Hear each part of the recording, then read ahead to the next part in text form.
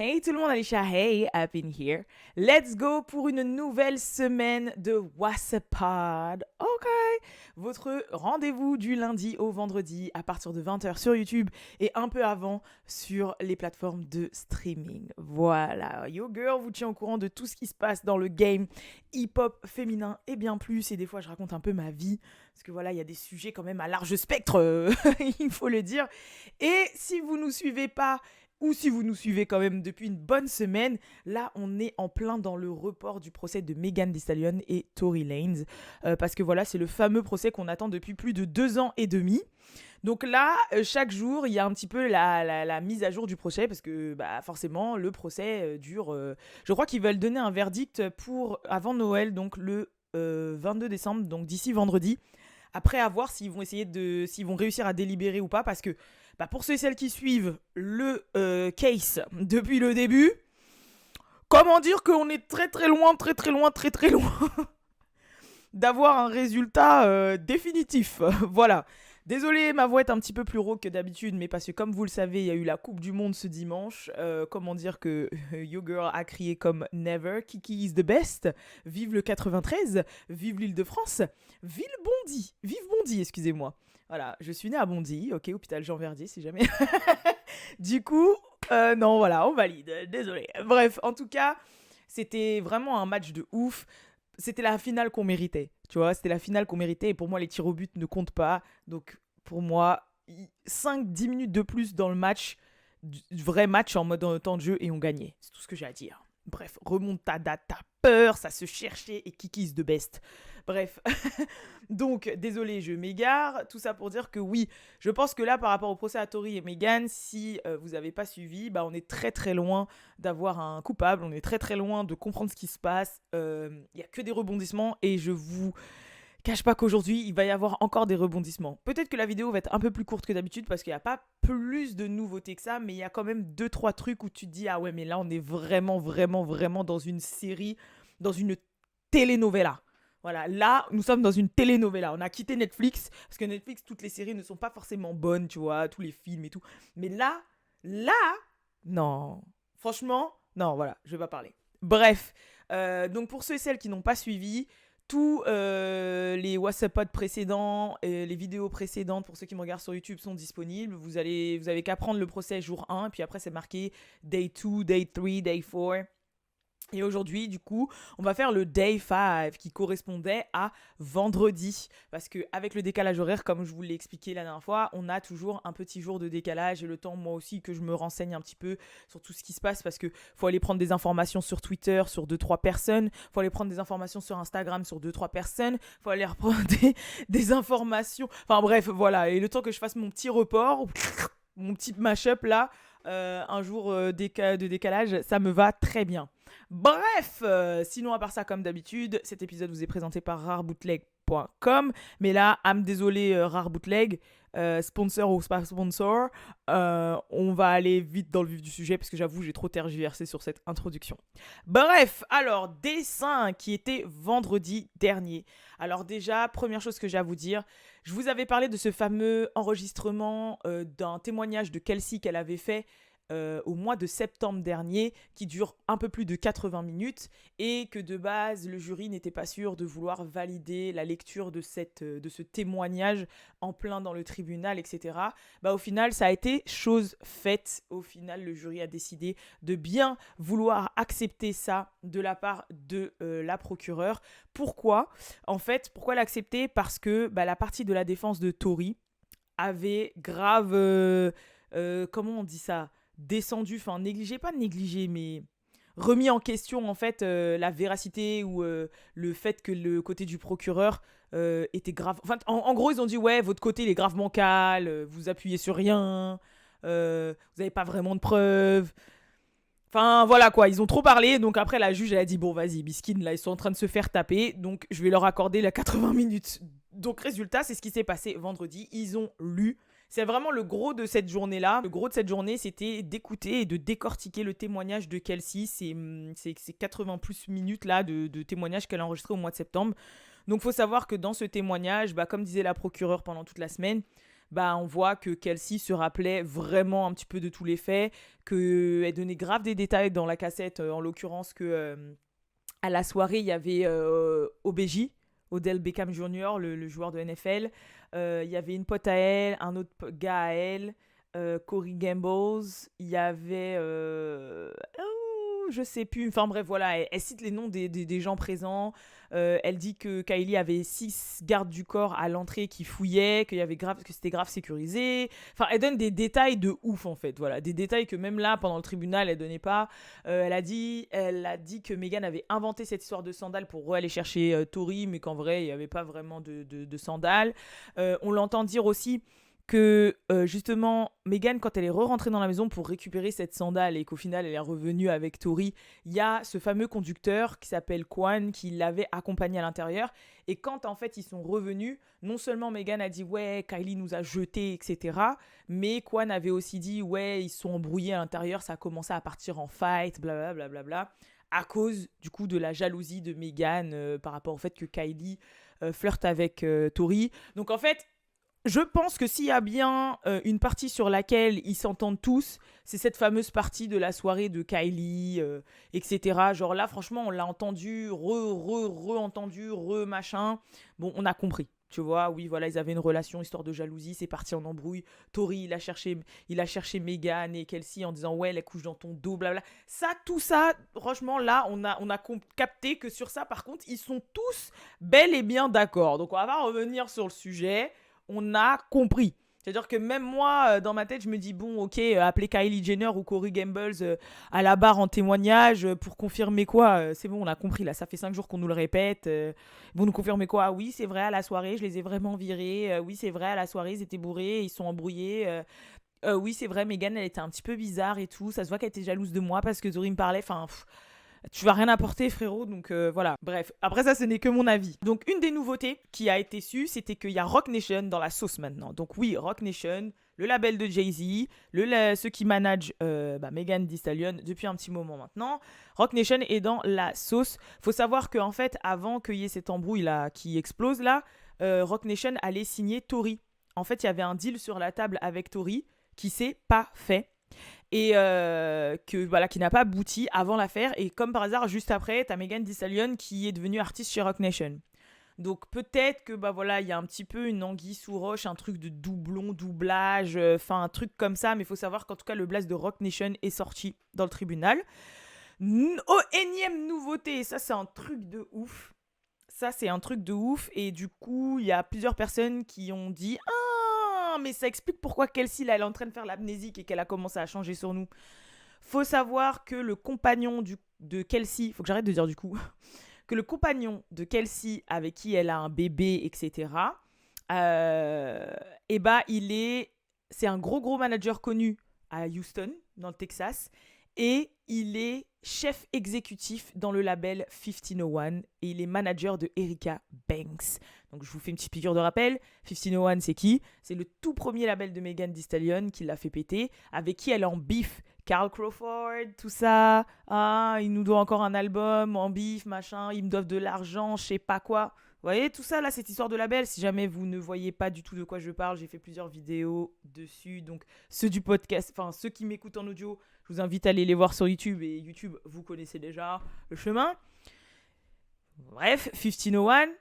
Et faut savoir que le gars de Kelsey, c'est un des mecs à la tête de 1501. C'est un des meilleurs potes de Carl Crawford. Et c'est un des big managers de Houston. Et si vous êtes dans le milieu de la musique à Houston, au Texas, et que vous êtes un big manager de je sais pas quoi, ou un truc machin, c'est que vous êtes linké à Jay Prince. Oui, je fais des recoupes. Jay Prince, ok. Jay Prince, j'en ai parlé encore.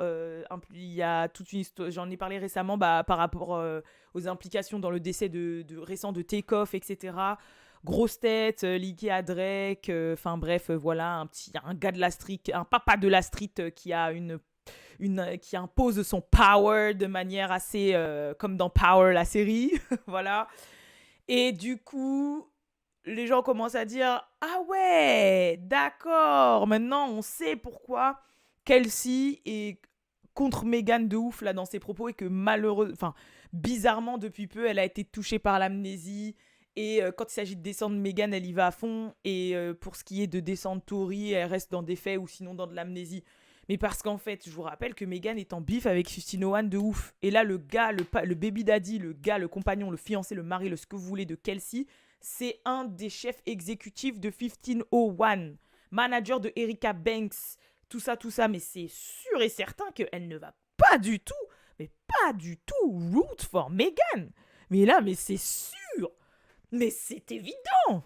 Mais là, il n'y a même pas de question à se poser, tu vois. Et voilà. Donc les gens disent, ah, mais c'est pour ça qu'entre-temps, elle a été frappée par l'amnésie.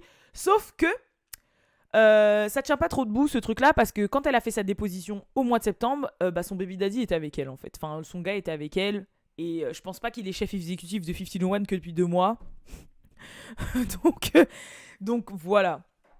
Mais c'est vrai que ça rajoute un petit plus à tout ce michoui là. Bref, mais en tout cas, moi, avant de passer vraiment dans les détails de ce qui s'est passé aussi sur le vrai jour 5, quand j'ai su ça, je me suis dit, c'est-à-dire qu'il peut y avoir un link à Jay Prince dans cette histoire, ce qui veut dire que lui, ça blague pas, peut-être qu'il y a un peu du tirage de ficelles, tu vois, Rock Nation, la Jay Prince, ça se tire les ficelles, ça va un petit peu plus loin dans le bif que cette histoire de shooting. Je sais pas si vous captez. Voilà. Bref. Une des grosses bombes qu'il y a eu dans ces 80 minutes-là, c'est que Kelsey, dans son audio, là, dans son enregistrement, confirme pleine tête que c'est Tory qui a tiré. Voilà, elle dit Tory, il est passé à l'avant sur le siège passager, il a pris le gun, il a tiré sur Meghan. Voilà, il dit que c'est lui le shooter.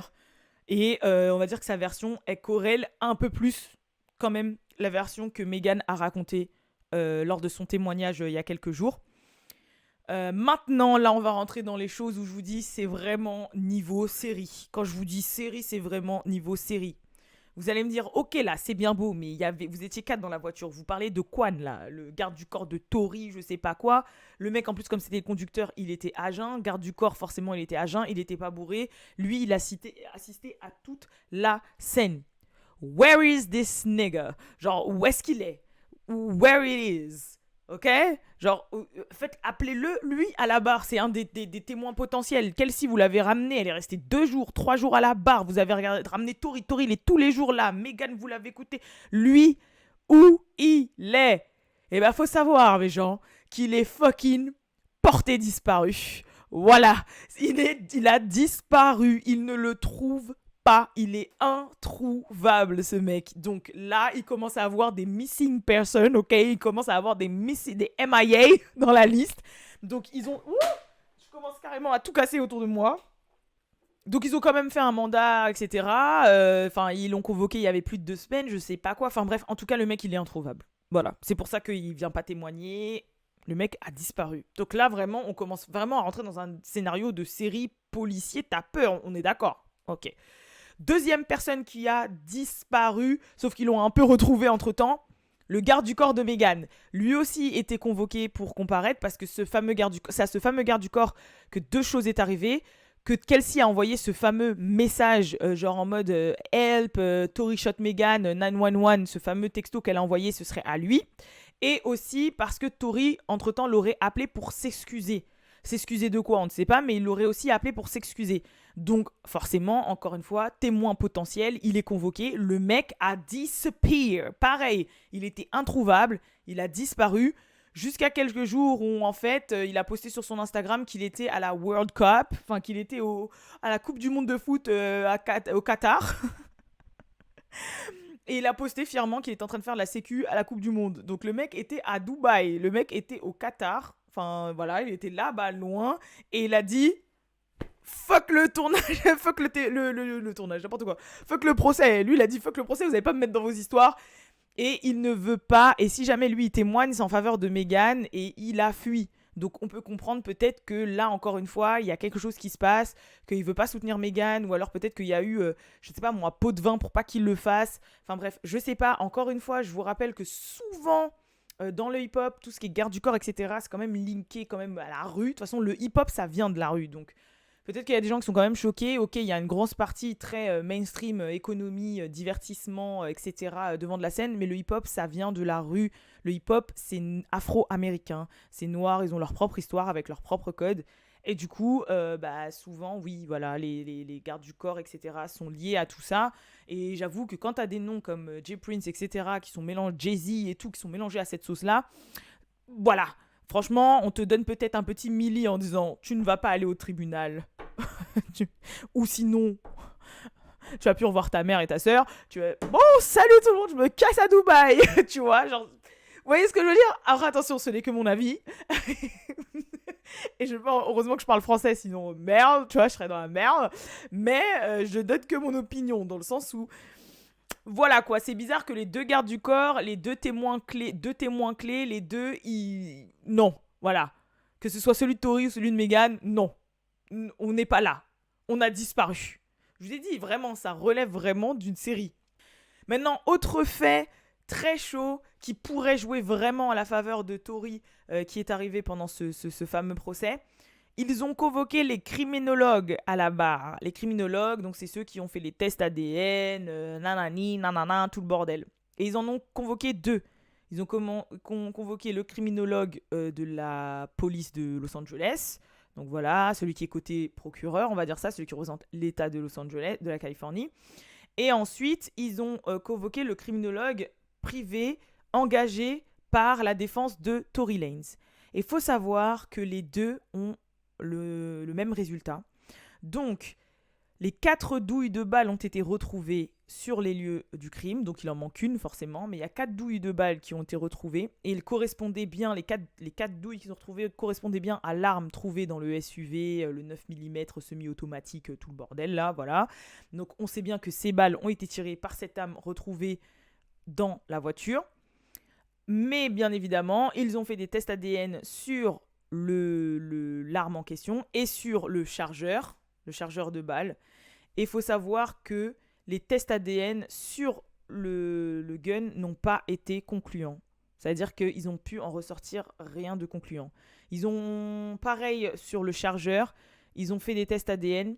Il y a eu un mix de 4 ADN qui sont ressortis, mais aucun d'eux n'était l'ADN de Tori. Donc, c'est un truc de malade. C'est-à-dire que comment tu veux prouver que c'est cette personne qui a tiré si son ADN ne figure pas sur l'arme, en fait? Tu vois? C'est un truc de malade, en fait. C'est, à partir de ce moment-là, la défense, ils ont un argument béton. Vous allez dire, oh, ok, c'est bien. Vous pensez que c'est mon client, mais on n'a pas retrouvé son ADN, en fait, sur l'arme. Il faut savoir que le criminologue a aussi dit que si il y a bien les 5 balles qui ont été tirées, et ça ils le savent parce que le chargeur a été vidé, il y a bien 5 tirs qui ont eu lieu. Si Tori avait tiré les 5 fois, ça aurait été sûr à 100% qu'il y aurait eu son ADN sur l'arme. Mais le problème, c'est qu'il n'y a pas son ADN. Ils ont retrouvé un mix de 4 ADN de personnes différentes. Et je vous rappelle, je me répète si jamais vous n'avez pas trop compris, sur la gâchette, les tests par rapport à l'ADN de Tori n'ont pas été concluants, c'est-à-dire que ça n'a donné aucun résultat, ils ne savent pas si c'est son ADN ou pas, mais en tout cas, ils n'avaient pas assez de matière pour pouvoir prouver que c'est son ADN. Et sur le chargeur, pareil, il y a ces 4 bits d'ADN, et par contre là, c'est vrai qu'aucun ADN ne correspondait à celui de Tori. Par contre, et ça c'est encore un truc de ouf, par contre, il y a l'ADN d'une femme anonyme qui parmi les 4. En fait, parmi les 4 ADN qu'ils ont retrouvés sur l'arme, il y a l'ADN d'une femme anonyme, qui pourrait être Kelsey du coup. Et la défense de Tori a demandé, ouais, est-ce que vous avez comparé l'ADN de Kelsey avec l'ADN de cette femme anonyme que vous avez retrouvée sur l'arme? Et le côté de la procureure, on dit, c'est vrai que non, nous ne l'avons pas fait. En fait, ils n'ont pas pris l'ADN de Kelsey, ils n'ont pas testé son ADN à elle sur l'arme, ils ont voulu faire que celui de Tori. Et du coup, là, tu te dis, what the fuck? Forcément, on peut se dire, ouais, ça se trouve, il a essuyé l'arme en traitant, tatata, mais dans ces cas-là, s'il a essuyé l'arme, on va pas retrouver un mix de 4 ADN, on va pas retrouver d'ADN du tout, enfin, tu vois ce que je veux dire? Et pourquoi, dans ces cas-là, on retrouvait un mix de 4 ADN de 4 personnes différentes qui ne sont pas Tori? Enfin, il y a un truc qui cloche, en fait, dans cette histoire. Franchement, il y a un truc qui... C'est bizarre. Il y a anguille sous roche. Il y a truc sous caillou, là. C'est bizarre, parce que j'avoue, tu tires avec une arme, 5 coups de feu, pow, pow, pow, pow, pow. Entre la poudre, le recul, les résidus, je sais pas quoi, t'es bourré, ça gueule et tout, mais c'est sûr qu'on va retrouver ton ADN sur l'arme. Et là, il y a sur les deux cas de figure de l'arme, donc le chargeur et le gun, il y en a un, il n'y a pas assez d'ADN pour que ce soit concluant, et l'autre, il n'y a pas son ADN, mais ouais, c'est un truc de malade. C'est un truc de ouf. Du coup, bah, à voir ce que ça va donner. En tout cas, c'est un petit peu toutes les nouveautés qu'il y a eu par rapport à ce procès. Je pense que c'est parce que vendredi, je crois, ils ont fini le procès assez tôt. Ils sont partis à 16h parce que bah, c'était le week-end et que ça faisait déjà 5 jours qu'ils étaient dessus quand même assez intensément. Donc forcément, le procès a repris aujourd'hui, lundi. Donc je vous ferai bah, le compte-rendu demain soir de ce qui s'est passé aujourd'hui. Et comme d'habitude, n'hésitez pas à dire dans les commentaires pour ceux qui me regardent sur YouTube ce que vous pensez de tout ça. Moi, franchement, je vous dis, c'est vraiment un film. Hein. Là, il y a des témoins il y a des témoins qui disparaissent. Il y en a un qui a vraiment disparu et l'autre, il a semi-disparu. T'as des ADN qui sont pas concluants. Franchement, c'est un truc de malade. Franchement, c'est un truc de ouf. Je sais pas, mais j'ai l'impression de vivre le procès du siècle, là. Alors qu'il n'y a même pas de mort. Tu vois, il n'y a même pas d'homicide ni rien. Il n'y a même pas de mort, mais j'ai l'impression de vivre le procès du siècle. Enfin, bref. En tout cas, maintenant, à voir si le jury... Oh, purée, j'ai oublié de vous dire. En parlant du jury, il faut savoir que y a un membre du jury qui a été viré parce qu'il est arrivé au procès bourré. Je vous rappelle que le jury, c'est, vous savez, les 10 personnes civiles là, du peuple américain. En France, c'est pareil, ça fait partie de vos devoirs civiques. Si vous recevez une lettre qui vous dit oui, vous allez devoir être jury lors d'un procès, vous êtes obligé d'y aller, sauf si vous êtes à l'étranger ou en vacances ou je sais pas quoi. Mais en gros, voilà, c'est 10 personnes. Je crois que c'est 10, mais je suis pas sûre. Mais c'est ça. Non, 12. Je crois que c'est 12. C'est 12 aux États-Unis. 12. Mais en gros, c'est les 12 personnes qui sélectionnent dans le peuple américain qui après bah, viennent, écoutent et à la fin ils doivent voter et ils décident si la personne est coupable ou pas coupable, etc. Et bah, faut savoir qu'une de ces 12 personnes-là a eu la bonne idée d'arriver bourré au tribunal. Ça fait qu'ils l'ont tège et ils vont devoir le remplacer. Et ce remplaçant, bah, il a raté une semaine de procès. C'est-à-dire quand les autres ils sont déjà dans l'ambiance, qu'ils ont pris des notes, qu'ils savent plus ou moins ce qui s'est passé entre-temps, qui ont été familiarisés avec les différentes personnes, personnalités, témoignages, etc. Bah, ce nouveau jury, là, membre du jury, va arriver comme une fleur, il va dire j'ai raté quelque chose, alors faites-moi un résumé, mais c'est pas pareil. Franchement, rattraper 5 jours pleins de 5 jours pleins de procès avec les réactions, les pleurs, les témoignages, les expressions, tu vois, c'est quasiment impossible. À moins peut-être que ça a été filmé et qu'il peut regarder en vidéo, je sais pas. Mais c'est vrai que ça peut un petit peu aussi biaiser le jury, du coup. Mais quelle idée d'arriver bourré, l'autre aussi.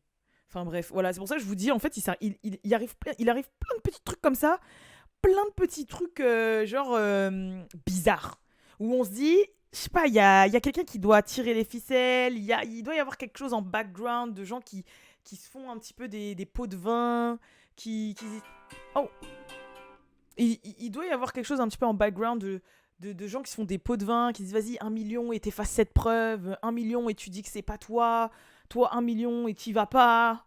Vous voyez ce que je veux dire? Genre ouais, toi 1 million et Crary, t'es un membre du jury, t'y vas pas, t'inquiète, on va placer mon pote à la place. Enfin je sais pas, en fait j'ai vraiment l'impression qu'il y a un truc qui cloche dans ce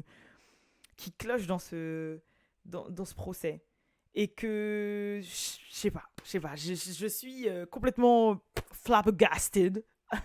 Si vous savez pas de quoi je parle, allez voir le What's Up Pod d'avant, vous allez comprendre pour flabbergasted. Mais franchement, j'avoue, c'est un truc de ouf. Voilà, c'est tout ce que j'ai à dire. C'est un truc de ouf. Enfin bref. En tout cas, je vous fais de gros gros bisous et je vous dis à la prochaine pour le prochain What's Up Pod.